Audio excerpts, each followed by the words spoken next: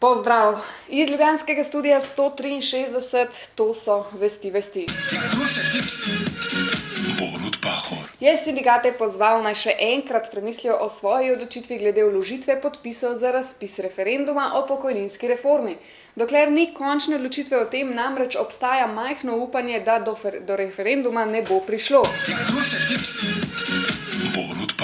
Opozarja še: glede na dejstvo, da je pokojninska reforma obveznost iz pakta za evro, za vse države evrocone, in da bi njena zavrnitev pomenila velik signal finančnim trgom, da postaja Slovenija kot država, ne vlada parlament, ampak država, reformno nesposobna država, in da bo zato denar dražji, da ga bo težje dobiti, da bo to imelo direkten vpliv na poostrene, zelo poostrene varčevalne ukrepe v Sloveniji, ki jih, in to moram zdaj še enkrat reči, čez čas ne utegne sprejemati samo Slovenija po svoji volji, ampak če bo hotela ostati članica evrocone, tudi po volji in na ukaz Evropske komisije, tako kot se to dogaja Grčiji, kot se to dogaja Irski in kot se to zdaj dogaja Portugalski. Sloveniji tega ni potrebno. Če in kolikor imajo voditelji sindikatov, ki so gospodari zbranih podpisov, vse te okoliščine pred očmi, mislim, da se lahko odgovorno odločijo, da po presoji vseh okoliščin sprejmejo odločitev, da podpisov, seveda bodo za to prevzeli odgovornost pred ljudmi, ki so te podpise dali, vendar se bodo za to seveda odgovornost tudi postavili, ne vložijo in ne zahtevajo referenduma. Če bo do referenduma prišlo, se bomo potrudili prepričati ljudi, zakaj je ta reforma potrebna, z veliko željo, da bi seveda uspeli. In v ponedeljek bo nov dan. Upam, da se ga bomo razveselili. Vlada ni sprejela sklepa, po katerem bi s tožbo zahtevala ničnost pogodbe o nakupu oklepnikov Patria, je na novinarski konferenci po seji vlade pojasnil pravosodni minister Aleš Zalar. Je pa vlada pooblastila Ministrstvo za obrambo, da v času trajanja sodnih postopkov poskuša doseči prenovo pogodbe. Po četrtkovi seji vlade. Danes smo sprejeli prvič odločitev, da se v tožbo za ničnost ne gre. Sprejeli smo odločitev, da se ministrstvu naloži za obrambo naloga, da z partnerji ugotovi, ali bi lahko prišli do takega reprograma dogovora z Patrio, ki bi bil z našega narodno-gospodarskega vidika sprejemljiv, z vidika varnostnih naših vojakov nujen in z vidika pripravljenosti Patrije, da gre v to spremembo, kljub temu, da se ne moremo sklicevati na 112. člen obligacijskega zakona, se pravi na spremenjene okoliščine sprejemljiv. Torej, če bomo to uspeli, bomo, mislim, da končno to težko vprašanje spravili na pameten, preudaren način z dnevnega reda. Vlada je obravnavala celovito poročilo o projektu gradnje 6. bloka termoelektrarne Šoštanj. HSE je pozvala, naj imenuje posebnega revizorja, ki bo preveril poslovanje TEŠ-a, saj da projekt ni bil dobro voden. Država bo dala poroštvo za posojilo le, če bo HSE v novem investicijskem programu dokazal, da je projekt donosen. Sprav denar hočejo videti. A okej denarja, fantje? Na moj predlog, ki se je vlada danes je sprejela tudi sklep, da zaradi visoke stopnje tveganja tega projekta bo vlada dala državno poroštvo v višini 440 milijonov evrov le v primeru, če bo investitor pripravil nov investicijski program, v katerem bo jasno zapisano, da je ta projekt donosen projekt in da bo stopnja donosa taka, kot smo jo zapisali v sektorski politiki, to je 9%. Samo v tem primeru, in seveda ob upoštevanju, da bojo elementi v investicijskem programu ta pravi, samo v tem primeru je država pripravljena sprejeti še to dodatno tveganje in vložiti še 440, dati garancijo za 440 milijonov. Kolikšna je trenutna cena bloka 6? Ker zadnjo uradno ceno imamo približno 2 leti staro, ne? Se pravi, kolikšna je trenutna cena, ste s tem seznanjeni? Tudi jaz še delam na zadnji uradni ceni, tista je bila po stalnih cenah milijarda 103 evre, po stalnih cenah, ne po tekočih je milijarda 189 vrednost investicije, vendar lejte, jaz sem prepričana, da zdaj, ko bo ta sklep sprejet, se bo vrednost upam zmanjšala. No? Stranka ministrice za gospodarstvo nasprotuje nadaljevanju gradnje 6. bloka TEŠ. Investicija je za razvojno zgrešena, okoljsko sporno, finančno neozdržna ter katastrofalno slabo vodena, je v četrtek popoldan sklenil svet Zares. Vsak evro, ki bi bil porabljen za nadaljevanje tega projekta, bi po njihovem pomenil oškodovanje tistih, ki plačujejo davke in elektriko. Torej vseh. Gregor Golobič. Projekta ne da ni mogoče ustaviti, projekt se tako ne sme nadaljevati. Tudi ne glede na to, koliko denarja bilo doslej porabljenega, bi nadaljevanje projekta na teh predpostavkah pomenilo, da se ga bo zapravilo samo še več, da bo na koncu problem samo še večji. Zato je vlada sprejela sklep, da je kakršnokoli poroštvo, ki bi ga vlada dejala naprej, to je bilo soglasna odločitev danes na seji vlade, soglasna, da je možno dati poroštvo države za skoraj pol milijarde evrov posojila, ki ga ta projekt potrebuje, da bi se odvijal naprej, da je pogoj za to, izključni pogoj, da se zagotovi ekonomičnost projekta, kot se pričakuje od energetskih projektov. Sicer ta projekt ni upravičen ne energetsko, ne socialnega vidika, ne z okoljskega vidika, ne z nobenega vidika. Zakon o izvajanju dejavnosti splošnega pomena, ki ga je potrdila vlada, za sprejemljivega ocenjujejo v večini sindikatov javnega sektorja in nevladnih organizacijah. Predsednik Konfederacije sindikatov javnega sektorja Branimir Štrukelj.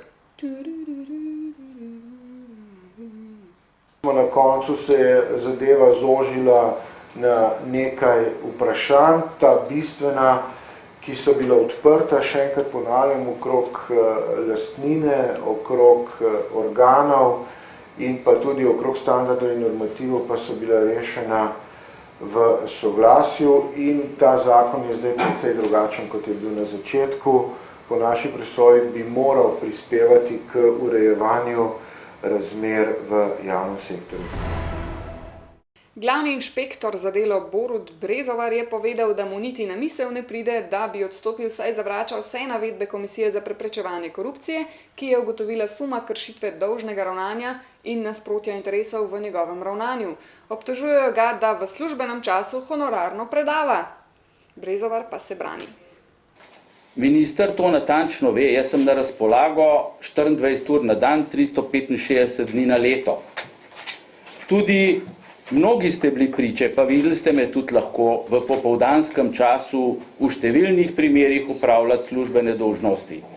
V 18 letih še nisem dobil ene nadure plačane, kar pomeni, da vse, kar je po 15-30 uri, sem delal za svoj čas. In zato mislim, da imam pravico uro ali dve tudi dopoldne tistim, ki pač ne morejo organizirati tega dela drugače, tudi predavati. In mislim, da imam teh kompenzacijskih ur čez glavo dovolj, da si to lahko privoščam. Tudi dopust dajem za to, ki je moj čas. Večinoma pa gre za predavanja, ki so evidentno izven delovnega časa. Popoldne, ob sobotah, nedeljah ali pa v mojem dopustu. Še enkrat poudarjam, to mi ni prepovedano. Okrajno sodišče v Tolminu je odobrilo predlog direktorja Nina Medije Nikole Damjaniča za rubež poslanske plače predsedniku SDS Janezu Janši. Ta namreč od novembra lani ni plačal dolga po pravnomočni sodbi, po kateri bi moral Damjaniču vrniti 3925,82 evra, je potrdil njegov odvetnik Stojan Zdolšek. Sklep še ni pravnomočen. Mednarodno sodišče za vojne zločine na območju nekdanje Jugoslavije v Hagu je po dobrih 3 letih sojenja objavilo razsodbo v primeru hrvaških generalov Anteja Gotovine, Ivana Čermaka in Mladena Markača. Gotovine. Zaradi vojnih zločinov med in po operaciji Nevihta leta 1995 je Gotovino obsodilo na 24 let zapora, Markača pa na 18 let. Čermaka je sodišče oprostilo. Takole pa so Hrvatje pričakali haaško razsodbo na zagrebškem trgu Bana Jelačića. Tako je bilo svetovno v fuzbalu, finale Hrvaška-Srbija. Skrin je lik to gledati, ja. Ole, ole. Civilna pobuda, ki se ne strinja z načinom poslovanja društva UNICEF Slovenija, se zavzema za čim prejšnji sklic izredne skupščine društva. Na njej naj članstvo imenuje novo vodstvo, sledi pa naj neodvisna izredna revizija finančnega poslovanja društva, so na novinarski konferenci povedali predstavniki pobudnikov za sklic skupščine. Pobudniki smatramo, da so slovenska javnost in darovalci upravičeni, da UNICEF končno začne delovati po pravilih. Zato je nujno, da člani skličemo skupščino sami in dobimo pojasnila o preteklem delovanju in odgovore na vprašanja, ki so ostala neodgovorjena. Sedaj že kar leta, na kar sta ob nedavnem odstopu tudi opozarjali obe bivši ambasadorki UNICEF-a Milena Zupančič in Vita Mavrič, ki sta iz teh istih razlogov tudi odstopili. UNICEF-ov urad v Ženevi se strinja z izvedbo notranje revizije poslovanja v UNICEF-u Slovenija. Tu namreč zdaj poteka preoblikovanje iz društva v fundacijo, so sporočili iz UNICEF-a Slovenija. Redna skupščina UNICEF-a Slovenija je predvidena v juniju, so še navedli v ženevskem uradu. V civilni pobudi za boljši UNICEF pozdravljajo navedbe slovenskega UNICEF-a, da nameravajo v juniju končno sklicati skupščino. Menijo, da je vsak znak vračanja v zakonite okvire delovanja več kot dobrodošel. Zakaj pa junija šele? Homeopatska zdravila se po 66 letih vračajo v slovenske lekarne. Jej! 17 zdravil bo v lekarnah na voljo v kratkem, zaposlene magistre farmacije pa so na prihod homeopatskih zdravil že pripravili. V lekarnah bomo svetovali zdravila z nizko potenco, ker ta zdravila so nekako primerna za samo zdravljenje. Z zdravili z visokimi potencami je usposobljen zdravnik homeopat, ki obravnava pacienta celostno in prav za njega izbere pravo zdravilo. V lekarni si toliko časa ne bomo mogli vzeti za svetovanje, ampak tisti kratek posvet z nekaj ciljanimi vprašanji, da začutiš in po svojih izkušnjah in znanju veš, katero zdravilo svetovati v primeru lažjih težav ali pa lažjih akutnih obolenj. Seveda, tisto znanje, ki ga imamo pa v ozadju, nam pa omogoča, da se strokovno odločimo, kdaj bomo pa poslali oziroma napotili pacienta k zdravniku ali pa k zdravniku homeopatu. 38 izvodov je kratki dokumentarni film o poeziji Karla Destovnika Kajuha. Film je postavljen v čas II. Svetovne vojne in nam prikaže nekatere momente v pesnikovem življenju, ko je delil svoje pesmi s soborci. Film je narejen z namenom spodbujanja spoštovanja domače kulture. Naredili so ga prostovoljci s svojim časom in denarjem, ker verjamejo, da je v naši kulturi veliko stvari, na katere smo lahko ponosni kot narod. Lahko si ga ogledate tudi na Vesti. Kralj Matjaž. Bradati kralj Matjaž le spi. Spi in bo še dalje spal. Njega sploh ni. Samo na strah ga za rešenika je izbral. Matjaž ne bo nikoli vstal. Ne more, ker ga ni.